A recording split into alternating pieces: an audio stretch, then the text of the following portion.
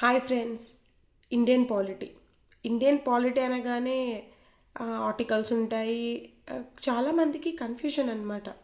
ఎగ్జామ్స్లో ఎలా అడుగుతాడు, అప్లికేషన్ మోడా, లేకుంటే ఎలా అడుగుతాడు, బిట్ వైజ్గా అడుగుతాడా. సో ఇవన్నీ పక్కన పెట్టండి. ఈ రోజు నుంచి ఇండియన్ పాలిటీని ఒక చిన్న క్యాప్సూల్స్ లాగా ప్రతి ఒక్క చిన్న చిన్న టాపిక్స్ని కవర్ చేసుకుంటూ ఏబిపిఎస్సి గ్రూప్ 1 అయినా గ్రూప్ 2 అయినా సెంట్రల్ గవర్నమెంట్ జాబ్స్కైనా దేనికైనా ఉపయోగపడే మన ఈ ఇండియన్ పాలిటీని ఈ రోజు నుంచి మనము కంప్లీట్ చేద్దాం, స్టార్ట్ చేద్దాం. ఫస్ట్ రాజ్యాంగ ప్రవేశిక. ఇది మనము మొత్తం తెలుగులో స్టార్ట్ చేస్తున్నాం. ఆఫ్టర్ వర్డ్స్ ఇంగ్లీష్లో కూడా స్టార్ట్ చేస్తాం. ఫస్ట్ ఆఫ్ ఆల్ మనము భారత రాజ్యాంగ ప్రవేశిక కోసం నేనైతే ఇండియన్ పాలిటీ కోసం మన లక్ష్మీకాంత్ బుక్ని అయితే నేను తీసుకున్నాను. ఇది నేను లాస్ట్ ప్రిపరేషన్ నుంచి తీసుకున్నాను ఫ్రెండ్స్.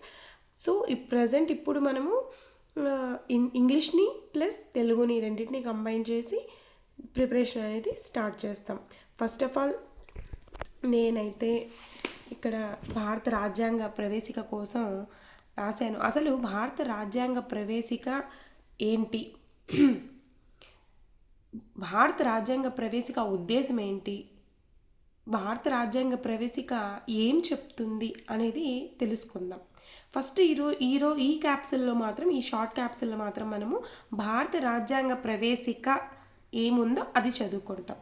భారత ప్రజలమైన మేము భారతదేశాన్ని సర్వసత్తాక సామ్యవాద లౌకిక ప్రజాస్వామ్య గణతంత్ర రాజ్యంగా రూపొందించుటకు కృతనిశ్చయులమై ఉండి భారత పౌరులందరికీ సాంఘిక ఆర్థిక రాజకీయ న్యాయాన్ని ఆలోచనలో భావ ప్రకటనలో నమ్మకంలో విశ్వాసంలో ఆరాధనలో స్వేచ్ఛను హోదా మరియు అవకాశాలలో సమానత్వాన్ని అందరిలో సౌభ్రాతృత్వాన్ని పెంపొందిస్తూ వ్యక్తి గౌరవానికి దేశ సమైక్యత మరియు సమగ్రతలకు హామీ ఇస్తూ 26 నవంబర్ 1949 సంవత్సరం మా రాజ్యాంగ పరిషత్లో ఈ రాజ్యాంగాన్ని పరిగ్రహించి చట్ట రూపంలో ఆమోదించి మాకు మేము సమర్పించుకుంటున్నాము.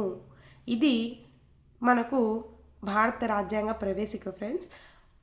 మనము నెక్స్ట్ క్యాప్సూల్లో అసలు ఇది ఎక్కడి నుంచి వచ్చింది, మన రాజ్యాంగంలో మనము దేని నుంచి దీన్ని బారో చేసాము, మరియు దీంట్లో బిట్స్ ఎలా వస్తాయి, ఒక్కొక్క పదాన్ని మనము ఒక్కొక్క క్యాప్సూల్ రూపంలో నెక్స్ట్ రాబోయే వీడియోస్లో మనం తెలుసుకుందాం.